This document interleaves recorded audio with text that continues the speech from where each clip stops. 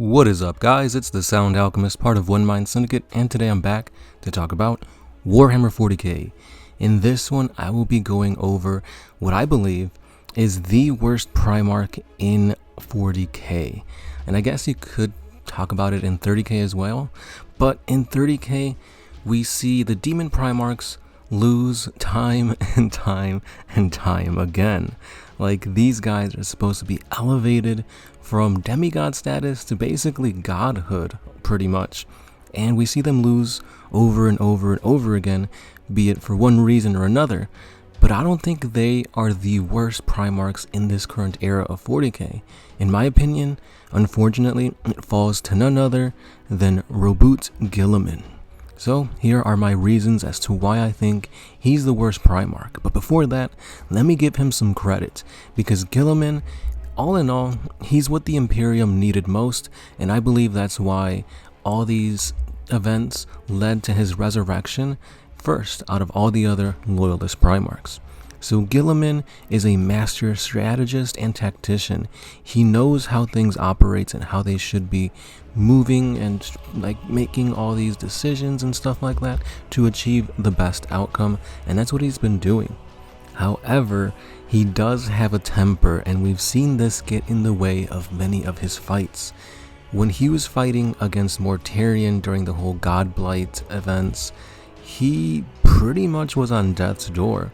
The Godblight virus penetrated his Primarch defenses, honestly, and his Primarch physiology was not enough to basically overcome the sickness that Nurgle concocted, and he was on death's door. If it wasn't for the intervention of the Emperor literally possessing him, cleansing him of rot, and laying the smackdown on Mortarion, Guilliman would have died. And speaking of Guilliman dying, he would have died 10,000 years ago when he went mano a mano against none other than Fulgrim. Fulgrim against Guilliman was a battle that we have kind of yet to really see rewritten, but we do know, looking through flashbacks, that Guilliman almost died at the hands of this demon Primarch. Anger was getting the best of him, and this led him to make many mistakes. Unfortunately, one of those mistakes was a grave one, and it allowed Fulgrim to slash his throat with a poison blade. So, if it wasn't for Guilliman being put in stasis, he would have died then and there as well. Stasis obviously allowed him to survive because it was like a battle of tug and war between, will the poison get to him slowly but surely in stasis, or will his Primarch physiology heal the poison while in stasis? Because even though you're in stasis, technically you aren't frozen in time, or at least the events that happen hit you at a very, very, very, very slow rate of time. So I guess you can say Guilliman was in like a near-death state during this time, and obviously through the events of the fall of Cadia and Saint Celestine coming in there, and let's not forget about Yvraine, this led to the resurrection of Guilliman with his suit that was actually keeping him alive. So he wasn't just cured coming out of stasis. He needed a special power armor to keep him alive. That's not the case anymore. He's completely recovered. But with that being said, Guilliman doesn't really fare really well in many of his fights. Yeah, he's a master swordsman, master martial artist, I guess you can say. He's a warrior. Don't get me wrong. Primarchs are not anybody you want to fight with, even if it's the weakest Primarch. Guilliman can still take out tons of Space Marines. He's fought against greater demons and banished them back into the warp, like Bloodletters, Bloodthirsters.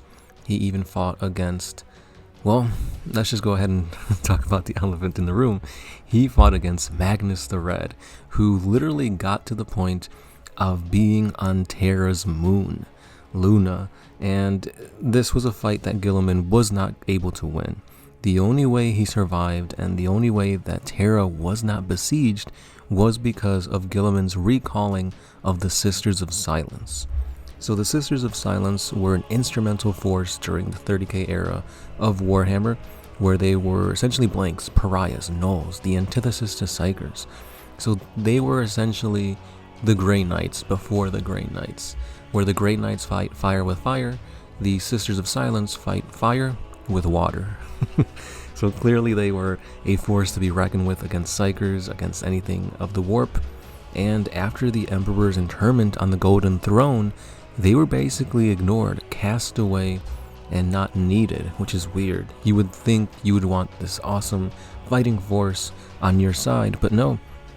The Imperium ignored them, and they went off to do their own thing.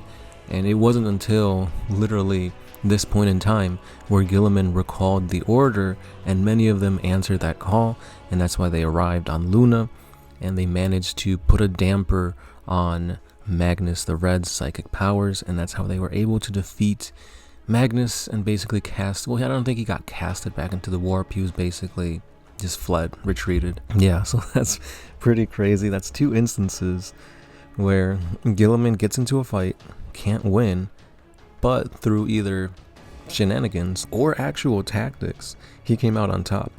Now, looking into the newest piece of lore with the Arcs of Omen, we see another Primarch make his entry into the current timeline, and that's of course the Lion, Lionel Johnson.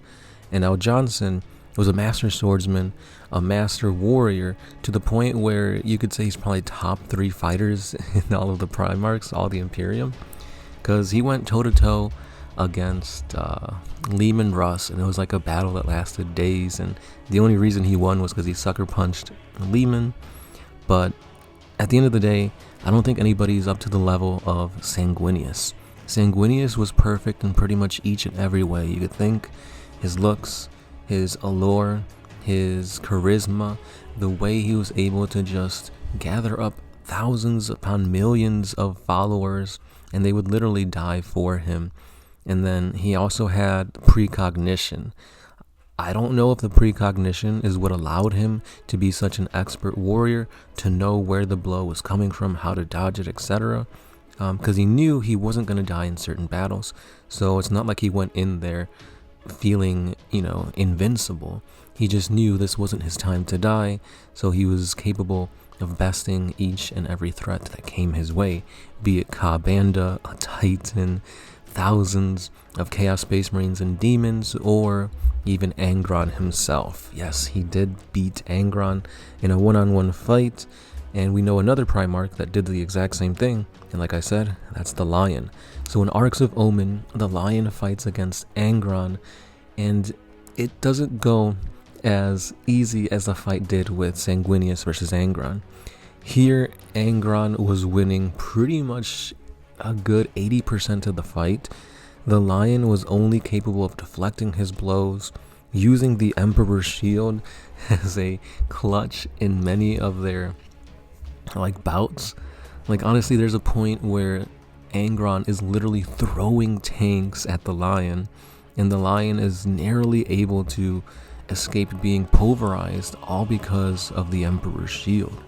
And honestly, the Emperor's shield is what carried him through that fight and what allowed him to behead Angron. He drove the Emperor's shield through Angron's head, and that's what allowed him to be cast back into the warp. So even though Guilliman has taken countless L's throughout his time here in the current era of 40K, the things he has done for the Imperium are honestly insurmountable. The way he's able to look at things and know how to fix them or how to better them is something that the Imperium needed. And now what the Imperium needs is an expert fighter, and they got that with the Lion. So even though Guilliman is what we need now, I still think he's the worst Primarch.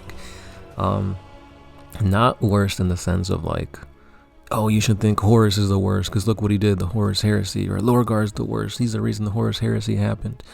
Yeah, but I think when you look at everything, I'm going to go ahead and say that Guilliman is the worst Primarch. Fight me on that in the comments, because I know you'll say, well, Lorgar lost to a stampede of Carnifexes. Lorgar lost to an Avatar of Cain. Yeah, but look what he did. He wrote the Lectitio Divinatus, and that is essentially the Imperial Truth now.